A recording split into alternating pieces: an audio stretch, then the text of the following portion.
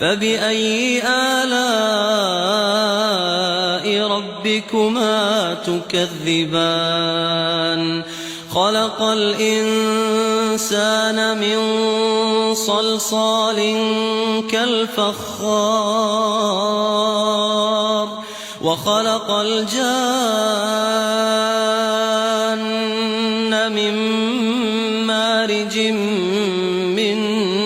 نار فبأي آلاء ربكما تكذبان رب المشرقين ورب المغربين فبأي آلاء ربكما تكذبان مرج البحرين يلتقيان